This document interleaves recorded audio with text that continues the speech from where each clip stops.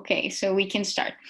So as I was saying before, we're going to be discussing the work of Doris Salcedo, Maria Fernanda Cardoso, and Delcy Morelos. I'm going to open just the chat just to see if you have a particular question or anything regarding this artist. I don't know if you've heard about them before.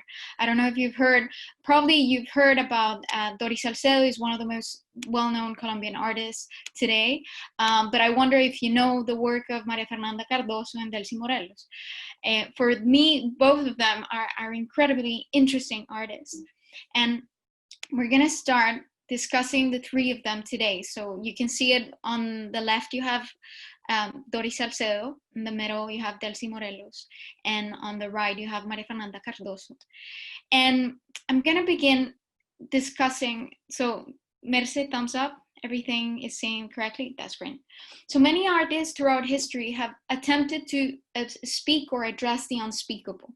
So we can remember a bit Goya's shooting of the 3rd of May, the Guernica of Picasso, even Rauschenberg's White Canvas. I don't know if you remember. One of the reasons why Rauschenberg decided to paint a white canvas was precisely this feeling of not being able to represent the feelings of what was happening after World War II, which led to many of us to wonder, how do we represent the unrepresentable? Pain, violence, war. How do we give that justice? And there are many modes of representing this unspeakable. Perhaps the most notorious is the testimony, where many practicing artists use images to recount traumatic events, like Goya did in his painting, sharing important information about the event, and most importantly, constructing public memory in order to prevent this event from happening again. Nevertheless, the problem about representation is always misrepresentation. As Theodor Adorno questioned, whenever an image is made, it is inevitable to incur in a certain stylization, I don't know if I say that correctly, of the unthinkable event. It tries to give it a meaning and remove some of its horror just by placing or creating an image. This is why, for the German philosopher, this represents and creates a certain degree of injustice for the victims of atrocities who are not able to control the way they are depicted or symbolized. And therefore, it creates the risk in the testimonial painting that it reflects more of the one making the representation, the artist, than the one being represented, which are the victims. And in time, the situation has been overcome by a second group of artists, by a group of artists that have used abstraction as part of their representation, a gesture that implies a certain internalization of the traumatic event and embraces the view of the artist to provoke the viewer with their own interpretations. I wonder where to place these three artists. In some degree, all of them have a certain degree of testimony, more specifically Doris Salcedo. But a lot of them have this internalization and this way of developing art to create a second way to understand this traumatic event, to help art understand it, digest it, and for us to feel it more profoundly, or at least try to comprehend it. And which is why I want to start this presentation with Maria Fernanda Cardoso, the one on the right. And we're gonna see one of the most incredible artworks that we see today. This is an artwork called Crown for a Chibcha Princess, and it's beautiful because this artwork gave her one prize at the time, but it was, of course, it relates to a time in Colombia that challenges the first great violent act that we have lived throughout Colombian history, which is colonialism, and how much of this cultural legacy was transformed, challenged, was imposed by so many people trying to adapt and create new identities, and how Colombia being created in that way. And it's really interesting. I want to recommend to you a book, very, very interesting, that it's called Why Colombia Fails. And in this book, it's actually challenging this idea of whether or not we are a naturally violent people, or whether or not we have always behaved the same way, or have we always been violent in some sort. And And I wonder that because I've always felt like we've been living in this eternal war in Colombia. And has there ever been a time that it wasn't that case? And it was interesting because in that particular book, he says that from the 1492, the time where Colombia was discovered by the Spanish, up until the started of the revolution, the independence movement, it was sort of like a latent violence, but it never like a violence as such. Nevertheless, the violence of colonialism was always there. And she, in this work, she addresses the complexities of of our natural history, challenging what's natural and what's its historical and this history. And it's beautiful because she puts into tension this idea of sacrifice. And for her, sacrifice is very important in this piece. And it starts from the materials that she's using in this piece. As you can see, each one of them are lizards. And she says that when she was a little girl, she used to go to the mountains with her dad to pick up lizards, and she would grab them and she would release them in the open. And she always felt bad because whenever she met like a lizard that was found dead, she always felt like it was an injustice itself. And she started gathering them. And for her, these dead lizards help to represent this paradox concept that if you die, you become like a mythological hero. And in Colombia, she felt that it was always the case, that you can only become a hero if you die. And obviously, she related it with this concept of Christianity and how like this turning of Christ dying to become a divine being for her. But it's interesting that even so, she's challenging this tension between what's natural and what's cultural, because of course this is an installation made by lizards, but if you see it at the distance, it looks like a crown made of thorns, which is very related to this historical relationship, but also has a very beautiful connotation in terms of the indigenous relationship. And there was a book that they made, like that Seguros Bolívar made about her work, and some of them it studied the indigenous representation, like the indigenous symbolisms of the lizard, and how it in a way relates to a particular shaman and a particular energy that helps them connect to a particular force in nature.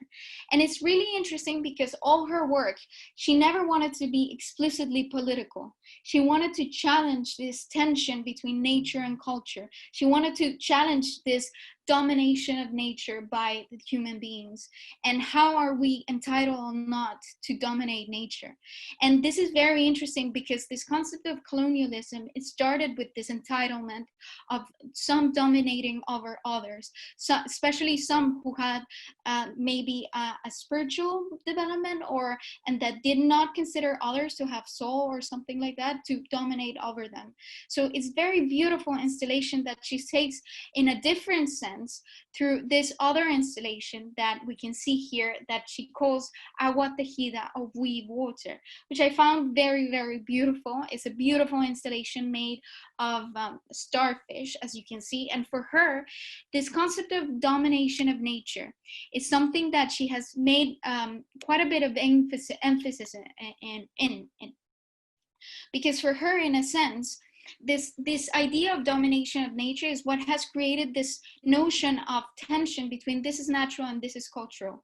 What it means is that what is cultural, it has over a certain power over nature. So we as human beings never view ourselves as natural. We always view ourselves as cultural, as somehow higher than nature, and we are there to control it, transform it, dominate it. And this is why, for example, for her, the starfish has an extra layer or an extra connotation, because for her, the starfish, no one sees them as animals as such. She says that, for example, when she developed this artwork, she was living in the United States, and she bought all these different animals in flea markets or in tourist shops or souvenir shops, and everybody just buy them as if they were decorations that are there to decorate my living room or whatever, but they are not live, or they were not animals, or they don't represent a dead animal at all. And precisely this tension is what she wants to challenged in this beautiful installation, and how, in a way, humankind has a capacity to imbue nature with a certain symbolism and a certain metaphorical meaning, that explores new ways of developing language and explores new ways of relating ourselves to nature. And I feel like this is very important to Colombia right now, and probably to all the world, in our relationship with the environment, how we relate to it, if we see it as an equal grounds, or we still trying to attempt to dominate it. And especially in Colombia in particular, and how does this relate to her previous artwork, where most of the indigenous, or most of the social leaders that are now dying, are indigenous leaders trying to protect the environment and trying to protect a new understanding of nature, a different understanding of nature, that it doesn't carry this colonial emphasis of man is there to dominate nature, to impose upon nature, and she's there challenging all these ideas. She also does that in this beautiful also piece called American Marble. And if you can see, I don't know what you think each one of them are. Of course, they are little bones.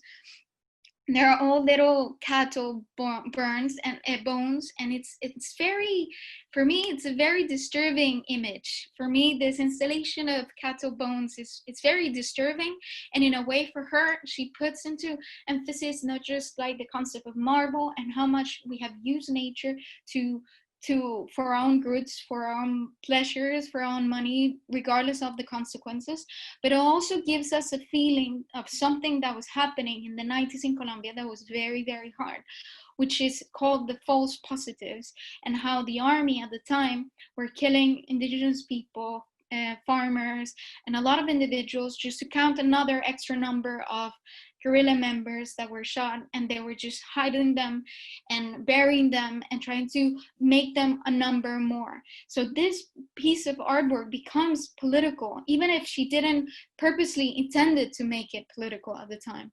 And so does this other installation that she developed later, and also in 1992, that is called Cementary Vertical Garden, where she is an early work that she developed in the 1990s, and where she used plastic flowers, but also a type of flower that is called Easter lilies.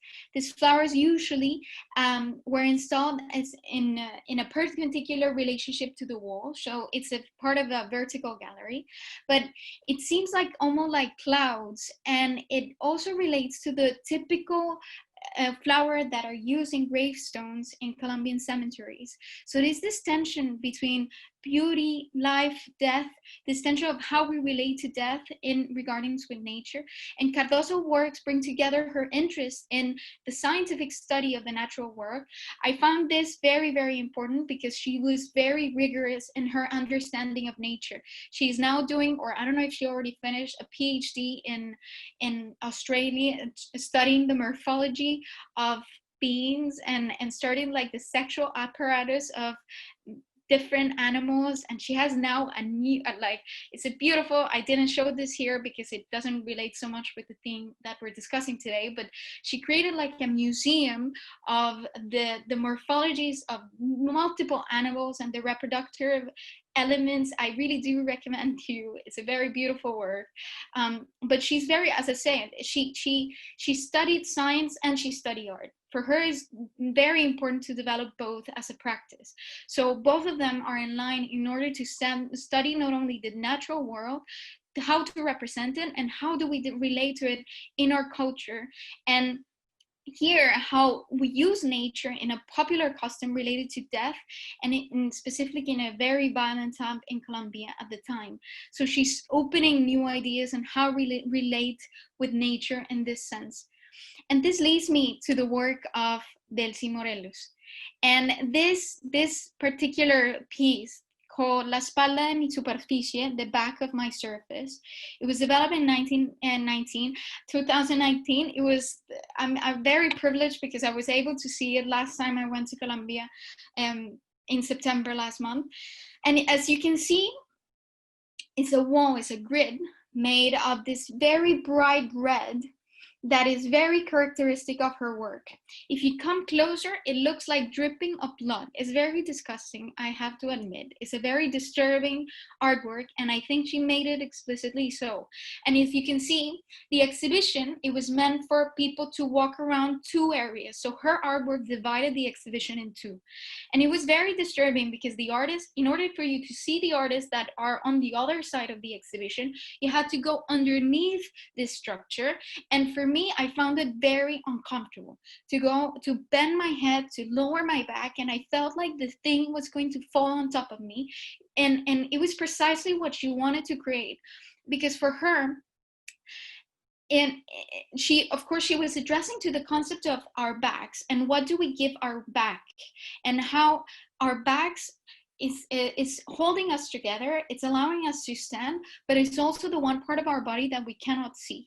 And for her, it also relates to this notion of how we approach our conflict and our own problems. And in most of the times, we don't see our problems. So for her, the act of bending your head, to lowering your head, to acting with humility allows us to engage differently with our problems, and how sometimes we have to be humble and we have to lower our heads and we understand what's happening.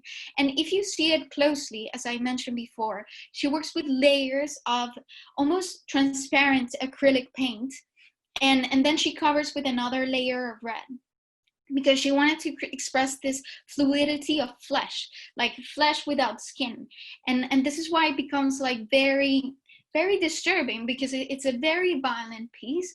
But for her, the red, it's also what connects us to how we are, not only as human beings, but where we come from. She works a lot with red soil, because for her, the iron in our blood and the iron in the soil is what joins us together. And it's what brings us together. And this is very key in her work. You'll see in most of the works that Delcy Morelos has developed is either on earthly tones or in red tones, because she's trying to explore this connection with our soil, with our bodies, with our own fluids, and precisely our violence. And this is important because she was born in Tierra Alta, Córdoba, in a land in Colombia that was very affected by the paramilitary and Las FARC. And she says this explicitly. This has vividly affected her practice. She has indigenous background, and she was really affected by the violence created by the paramilitary, the Macrim afterwards. So this is the way that she deals with it. And it's very important that she deals with it in a very big way. All her scale is this big, and she is tiny. So you can see her at the beginning of the picture, in the first picture. She is as short as I am, but you cannot see me. I'm very short, but she is like many other Colombians. She's very short. She's very minute, but she also works in this astronomical scales, trying to make us aware of what we are living and how we're dealing with what we are seeing. And we also see this in this series of installations that she did in relationship to the earth. So these are 3 installations, very different installations, and I'm gonna address each one of them separately, but they are all related for her, the importance of the earth and how we are one with the earth. For the one in the left corner, that is called dwellings, that she made precisely because of the amount of bodies buried in the earth, produced by Las FARC and all the violence produced there. She wrote this poem where she says, darkness, earth, body, earth, finger, earth, knee, earth, chest, earth, tears, earth, pain, earth, meat, earth, bones, earth, toes, earth, anguish, earth, heart, earth, back, earth, cold, earth, heat, earth, reap, hurts, blocked, earth. And she goes on for a series of very striking words that allows you to understand each one of the objects that she plays in the installation. And she also made it very vividly in this other installation that you call Inner Earth, where she allows you to interact with the earth from the point of view of almost being buried in the earth. So you walk in the middle of the installation, and again, it's a very disturbing feeling because you feel buried. So you live this experience of being buried and walking underneath and seeing that you're no longer dominating nature, as Maria Fernanda Cardoso was also elaborating. You're there, you're one with earth, but you're also subjugated. At the end of the day, this is where we're going, and this is what we're gonna end up becoming. And it's a very living experience. This is why I feel like most of the works that Delcy Morelos develops, it's an experience itself. You have to live it. Even if I'm trying to explain to you how it feels, it's something that you have to feel for yourself. And that is the same case of the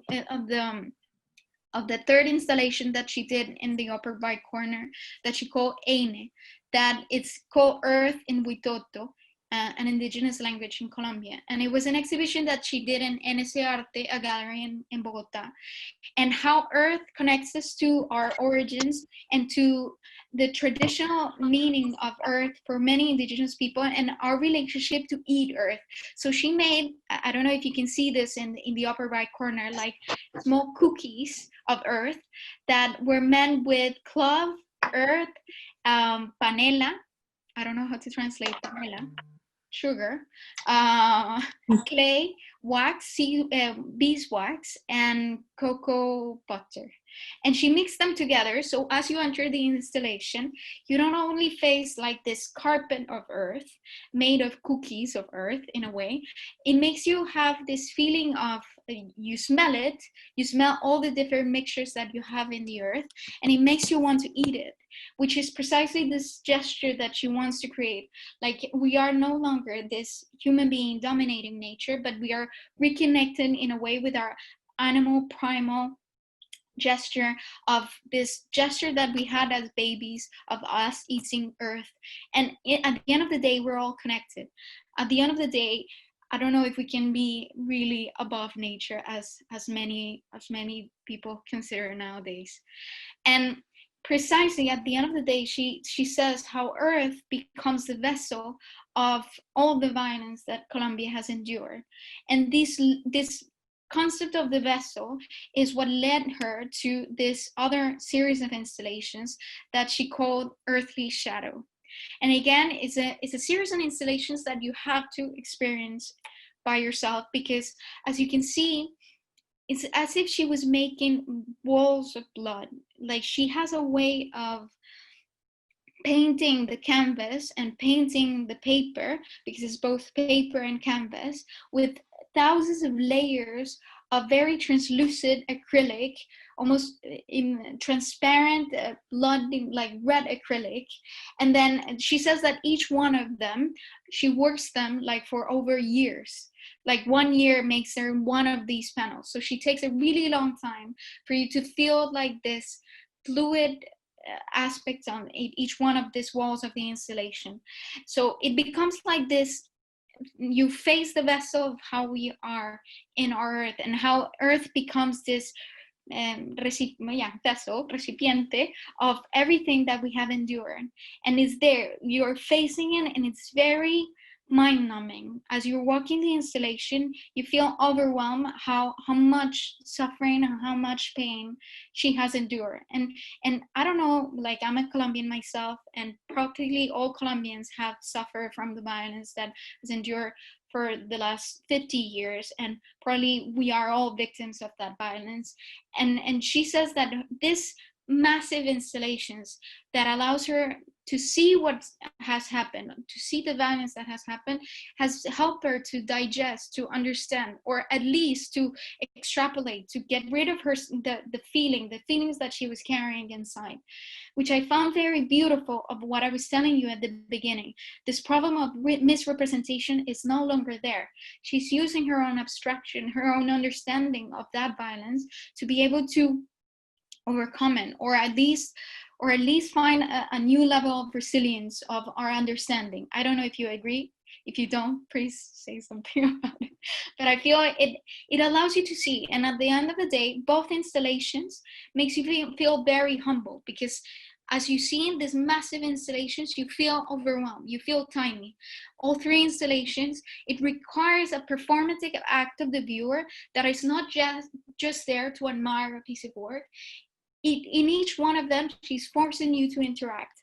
to either eat the earth, to go underneath this horrible, like disturbing wall of flesh, or either to see and to experience the rivers of blood that we have felt in Colombia.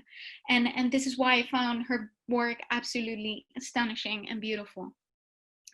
And of course, this leads me to Doris Salcedo, probably the most known artist of the three.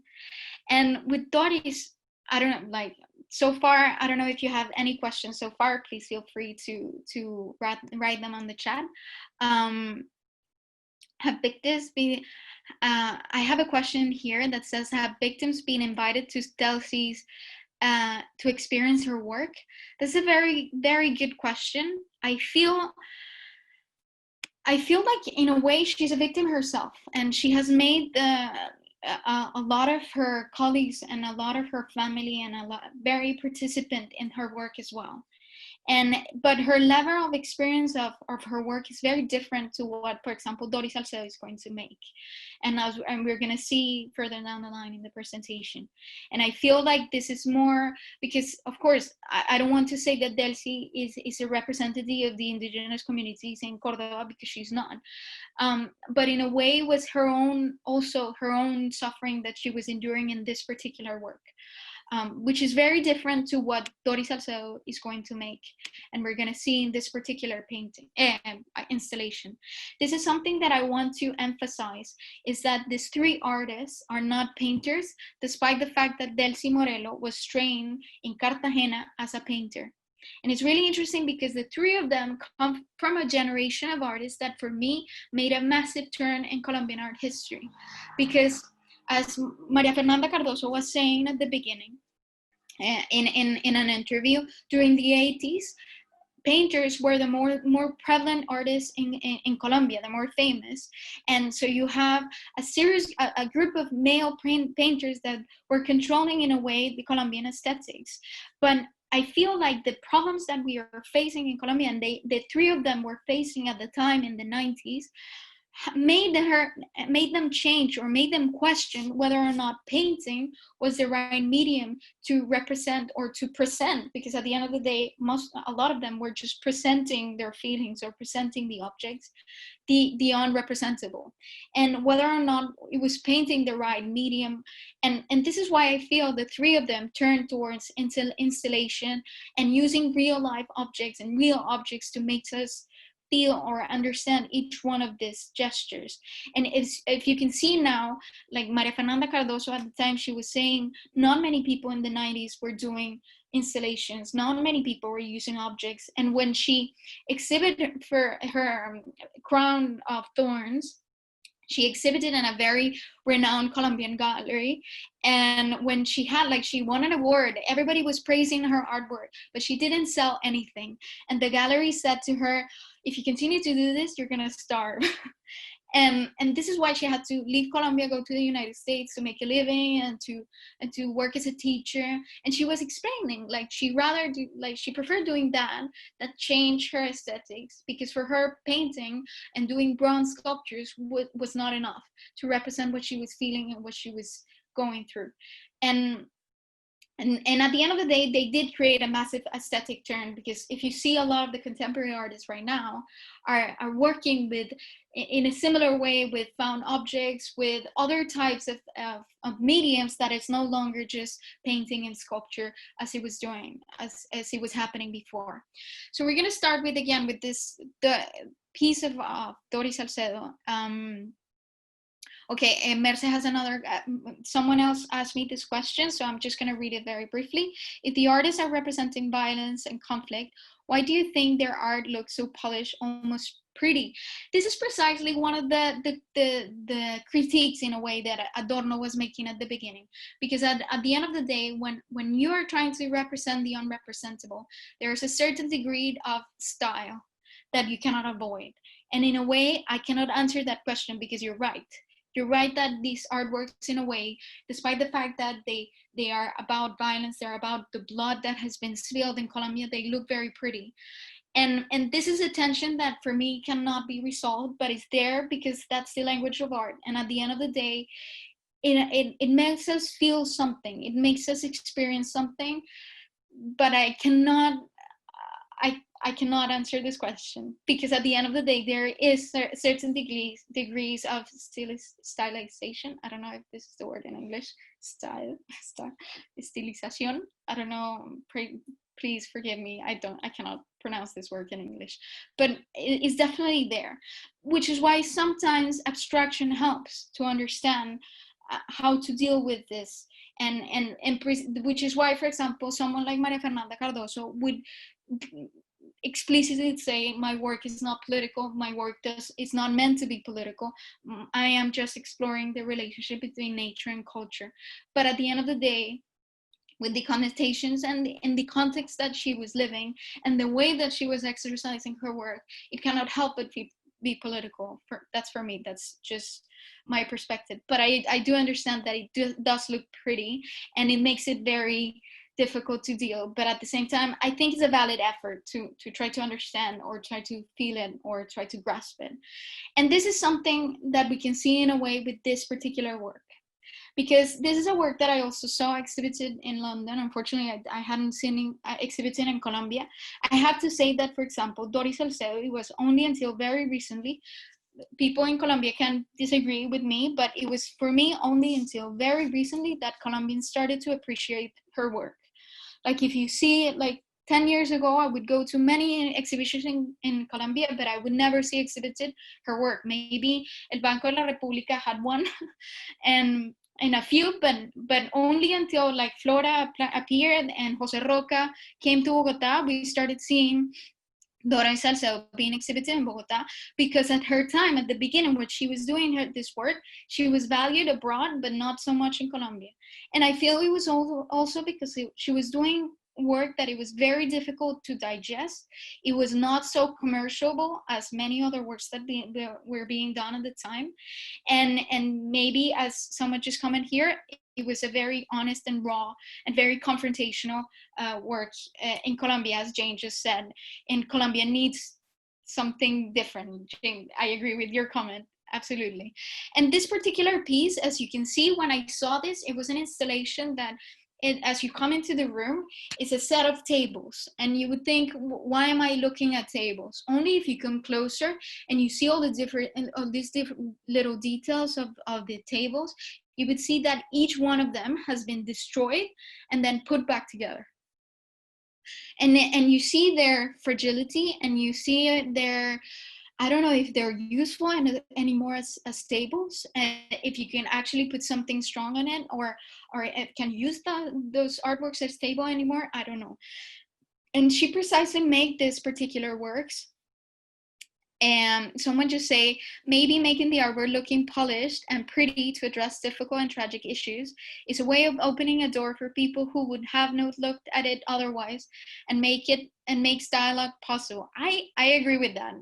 Carmen, thank you for making that comment. And maybe it's true. Maybe we need to see this particular events from a different angle. I don't know if I understood you correctly, but I think this is opening for new dialogues, absolutely. And I feel the three of them open the dialogue of the work, and it's making you engage with this feeling in a very different way. I feel like the three of them, even if they make it pretty, they don't make it sensationalist, which for me is very important. And especially this particular work, because this particular work relates for this sexual violence in Colombia and people that have suffered from sexual abuse.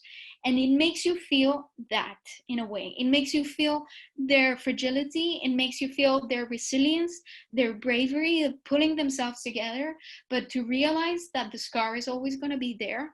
And even if we want to acknowledge it or not, it's going to continue to be there.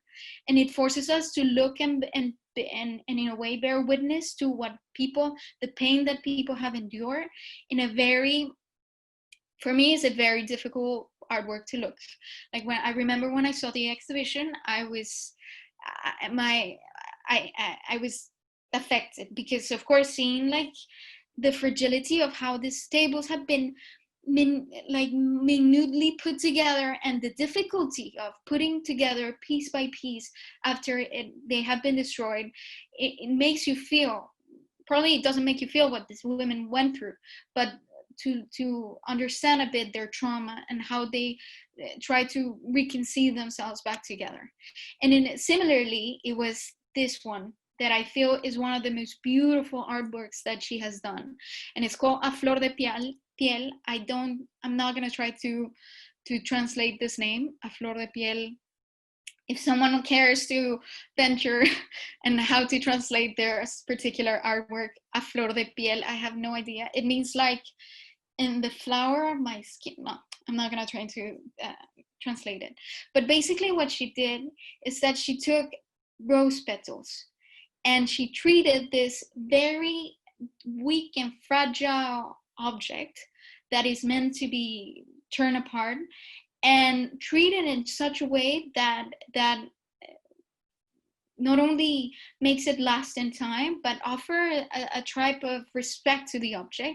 And then she knit them all together. She weaved all these thousands of rose petals to create like a beautiful quilt that looks, again, very red, and it looks very violent too. And it was for her. She made it in the honor of Maria Cristina Cobo Maecha. She was a nurse that she was torn apart, I don't know if this is how you would say it, by the paramilitary. She was not only like taken apart. And so you can see in a way her flesh, it becomes a very visceral and very vivid artwork. But for her, it also represents like a flower offering, and it relates to this funerary ritual that she incorporates in this massive quilt that you can see this, and you can see her, and you can feel like, again, the fragility of the rose petals. And she took them for years. Like, this is an artwork that it took her quite a long time to take.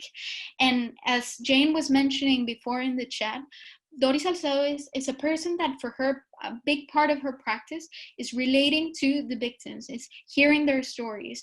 And some of the artworks I didn't incorporate in the presentation is they just gave her objects of their family members that have been taken away and disappeared.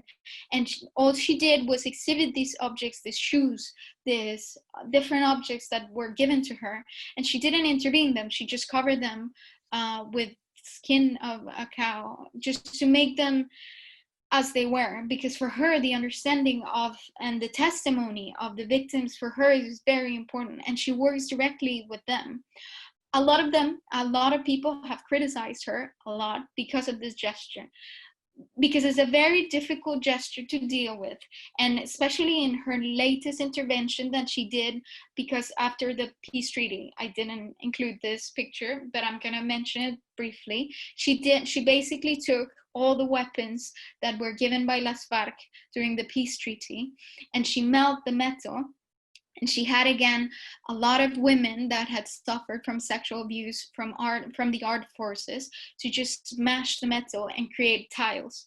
And for her, it was like a counter monument, because she didn't want to create a monument war. She wanted to create a counter monument.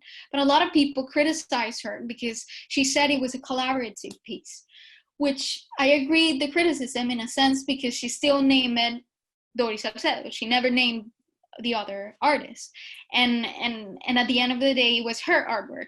It's a very challenging subject, and it's very difficult to engage with other people collaborating in this type of work, but I find her gesture very valid, and to try to discuss and have to create some sort of dialogue with the victims and trying to understand it. And then what she does is she takes this gesture, abstracts it, and creates into this wonderful works of art. And Under the Skin, someone said, translated of this, under the skin, which is true, on every inch of your skin, also just beneath the surface, is true. But the reason why I didn't want it to translate it is because in the name of the title is A Flor de Piel. She uses the word flower, which is this relationship with the rose petals, which is why I found it very, very difficult to translate. There's another question here. Although violence and conflict has been a constant in the history of their country, can you see any elements of the different waves of the conflict reflected in the art? Well, I have to say that the three of them are in a sense contemporary. Like they were developing their artworks between the 19th until now. So they lived all the, like, not only the war against drugs in the 80s, the mafia war with Pablo Escobar in the beginning of the 90s, and all the war that happened in the 90s, but then the attempts for the peace that is happening now, which is something that Doris Salcedo engages quite a lot in her conflict, in her artworks, and this constant tension of not being able to achieve peace, and what they call now the art for the post-conflict, where I don't know if we're already post the conflict. I don't think so. Even if we signed the treaty, I don't know if we're really post it just yet. I don't want to become political in this conversation, but I feel it's something that she's also addressing of how, for example, so many social leaders have been still killed nowadays. So they've all lived through. I feel like each one in their own ways, as I said, like with Delcy Morelos, she engages with a particular violence that happened in Córdoba, where she was born, and especially by the paramilitary. Doris Salcedo, in a way, engages with many types of victims and many types of communities. And with this particular artwork, this engages with a particular moment in Colombian history, which was the coup, or I don't know, the taking of the Palace of Justice in 1985. And it's a work, and it's a very difficult, again, work, because she purposely did an exhibition to start this installation to start at 11:35. That was the moment where the first guard dies, when the M19 is trying to take the palace, and she starts to hang each one of these empty chairs from the Palace of Justice. And she did this exhibition in 2002, and the whole installations, each one of those chairs, last the length of time that the palace was taken. So she started at 11:35 a.m. and it lasts 2 days basically, where she was in the actual historical event happened between the 6th and the 7th of November of 1985. And so she did it throughout 2 days, where each one of these chairs represents all the people that died during this particular moment. And it's a moment that affected a lot of different artists in Colombian history. One of them, for example, Beatriz González, a very famous painter in Colombia, she used, her artworks used to be very sarcastic and ironic, and she says after this particular moment, she changed completely her aesthetic, and she said there's no room for laughter anymore. So each one of them, especially Doris Salcedo, engages with particular moments of Colombian history, and she takes particular times, like as I mentioned before with this particular artwork, it was when a particular one person, Maria Cristina Cole, died, and it was in honor of her. So she definitely tries to make them more personal, and in a way she tries to address particular moments in Colombian art history. Sorry, we're almost done. I'm sorry, I've been taking more time than usual, but we're almost done. Sorry, I just realized it's 9:02. And the last work that we're going to see is, of course, the famous artwork that Doris Salcedo made in 2007 at the Tate Modern. And of course, it's not only a very iconic artwork because of who she was. She was a Colombian artist doing this at the Tate Modern, one of the biggest museums in the UK of contemporary art, but the gesture that she did. For her, shibboleth is a word that appears in the Bible and tells a story of a massacre that between two tribes of Israel, and because when they were crossing the Jordan, they were forced to say the word shibboleth, and some of them pronounced it siboleth, and this is how it creates this distinction. So precisely this distinction and this discrimination because of the way you are pronouncing certain words, that, for example, she also relates when the criollos asked to pronounce the word Zaragoza. Well, I cannot pronounce it in the Spanish way, but this is how they found the distinction. And also, for example, in Dominican Republic, when the they were asked to pronounce the word parsley, perejil, and there somehow the accent marks that the other one is different, and this is how many people die, and by being identified as the other. And it's something that is very prevalent in the UK, and it also creates this cleavage, because it's very beautiful that all this artwork, although she actually cracked the wall, like the floor of the Tate Modern, she also built like a second layer of floor in the turbine hall that she made in Colombia. She always wanted to say that her artworks are made in the colony, in Colombia, and not in elsewhere around the world. So she created this crack that is still visible today in the Tate Modern. If you go today, you still see this mark, which in a way makes me think about this other installation, which at the end of the day, violence, the trace of violence is always there. Even if you repair it, even if you heal it, there's always a scar. So even today, if you go to the Tate Modern, you will see the scar in the floor of the Tate Modern. So with this, I finished the presentation. Sorry if I went over time a bit, and I open for direct questions if you have them. Thank you, everyone. I do have a question that was sent to me privately, but you can keep on sending our questions either through the main chat or privately. Some of us didn't actually manage to get the setting right. So the question is, all three artists tend to produce large installations. Do they explicitly said this is to try to embark the vast theme of grief? Oh, that's a very good question. I don't know if they explicitly say that. I feel like in the case of Delcy Morelos in particular, she purposely works in very large scale, like all of them, but she purposely says for her that's the scale that she feels comfortable with. And I don't know if she purposely said this is how big our grief is, but I feel it does relate to her feeling, definitely. So it does relate to her way to face what she was feeling and to digest it somehow, or to make it even more so, like even more explicit. But I don't know if she said that purposely. Like, we do have a digital hands up, so just bear with me. This is what I'm supposed to be doing. Again, sorry. And yes, ask your question. Yes. Thank you, Daniela. That was great. That was really interesting. I just have a couple of, I don't know, maybe we can have a little discussion about this. But when you said that people criticize Doris because she doesn't name the victims, she does.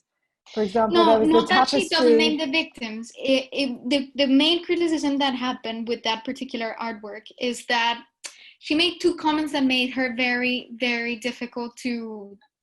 I would understand why she was criticized, because she said first that it was a collaborative piece, and the purpose of a collaboration is that you say this is done by this person, like not necessarily naming the victims, but acknowledging that she's not the sole author of the work.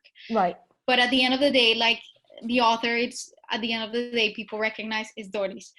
It's a controversial. I feel like I agree with her that in a way, many people don't want to be named in that particular piece because it's a very vivid piece. Also, what she said, and this is also what became very controversial, is that she feels that in Colombia art is very elitist, which I agree, and that for many people, especially for this for the type of victims that she was working, for them they can only encounter craft or artesanías or crafts or manual work, but not necessarily this big realm of art.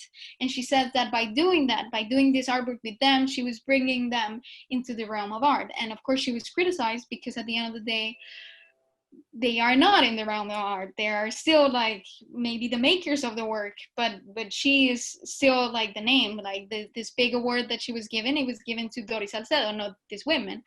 So it's difficult. But my point was not actually to that. I was going to refer to her other pieces that she did, which was the Sumando Ciencias and the Palimpest, you know, the Sumando Ciencias, which was the big tapestry.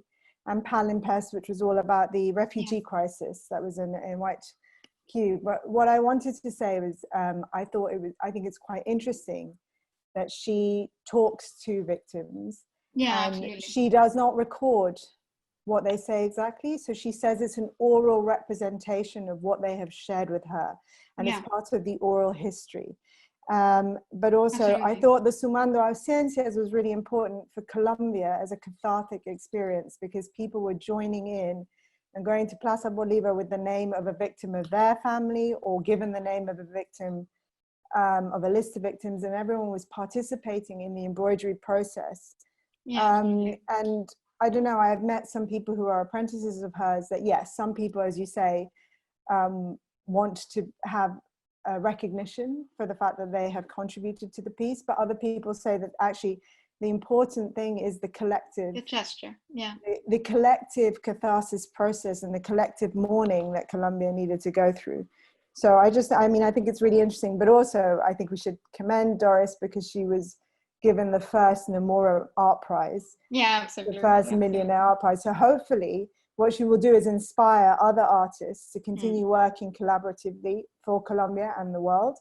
But yeah, it was a fascinating talk. But what I wanted to say also was, do you know if Maria Fernanda and Delcy have done that, worked collectively with other people? Because they have very big installations. So obviously it's not a solo individual practice. But when they do that, have they included people of other practices, not just artists? I think when you're embarking on something like victims' rights or political rights, it is quite useful for the artists to have another viewpoint towards sociologists, psychologists, victims. Do you know if that's the case? I don't know if Delcy Morelos. I feel like, as I mentioned with Maria Fernanda Cardoso, she doesn't try to be explicitly political. So for her collaborations are more in the realms of science and like biology, and so for her those are the collaborations that she's looking for. Like she's trying to create like this bridge between science and art, very, very explicitly. With Delcy Morelos, I don't know specifically if she has worked with or collaborated specifically with victims. She does have like her group of collaborations. She does like put this artwork with a group of people. This massive installations cannot be put by herself alone. But I don't know if her type of collaborations are similar to the one that Doris make with the victims themselves, which is very why I value about the victims. Yeah, absolutely. Yes, I've just read that all the artists that are living ones, why don't you try to invite them to give us their intrinsic comments? I agree, we did try. Maria Fernanda Cardoso did comment of this event, and we tried to invite her to join so she can actually give us her inputs herself. So we're creating an event precisely for her. So one particular event with Maria Fernanda Cardoso. Eventually, if we can interview Doris Salcedo, that would be like absolutely. And that would be the dream.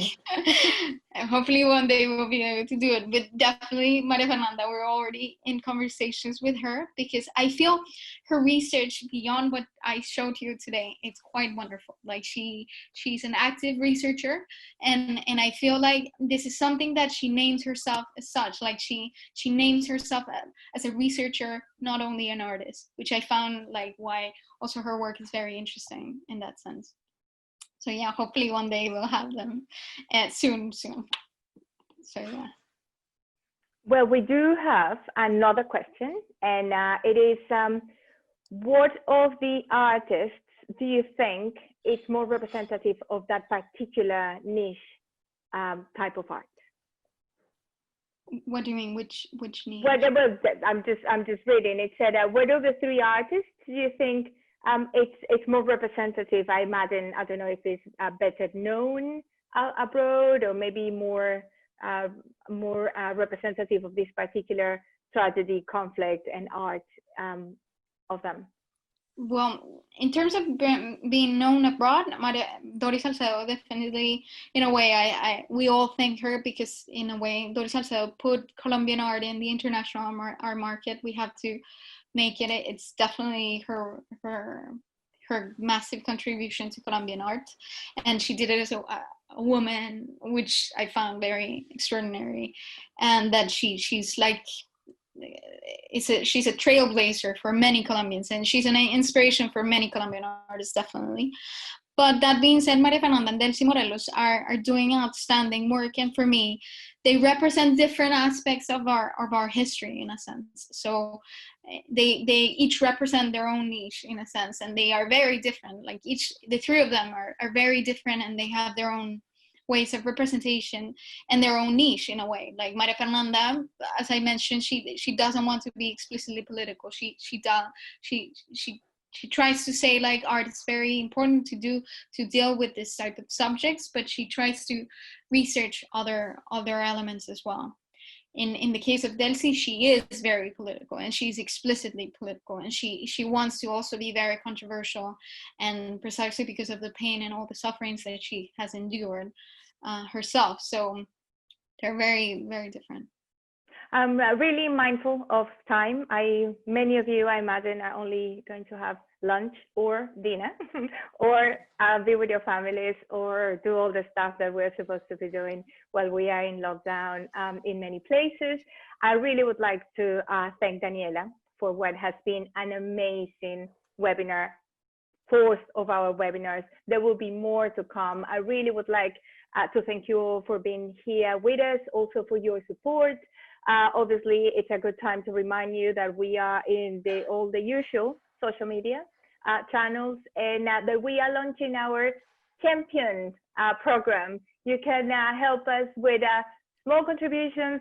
Big contributions are also welcome, and we really hope to see you. Please do follow us. Please do join the conversation. Feel free to share all this information with your friends. So for our next webinar and future dates, we will have more and more people. We will be able to spread the love, and make sure you go and visit us, visit our website, and click that become a champion, and we would like you even more. Thank you so much, everyone. Thank you for being here with us, and I really wish you a great afternoon and evening where you are. Thank you. Yeah, next presentation, we will discuss the wonderful work of these three Peruvian artists, Gloria Gomez Sanchez, Teresa Burga, and Sandra Gamarra. They are absolutely incredible, and yes, they're all, the three of them, Peruvian, but I'm very obsessed right now with Peruvian art, so I really do invite you all to join us next time on the 11th of June. Thank you. Do you ever invite the artists to talk? Yes, Maria, we're doing that right now, but we're creating different events for the artists to talk themselves. Like these are more like us commenting on their work, but we will definitely do events with them, and we are in the process of develop them. So we will keep you posted once, hopefully the first one will be Maria Fernanda Cardoso. Hopefully, we will let you know.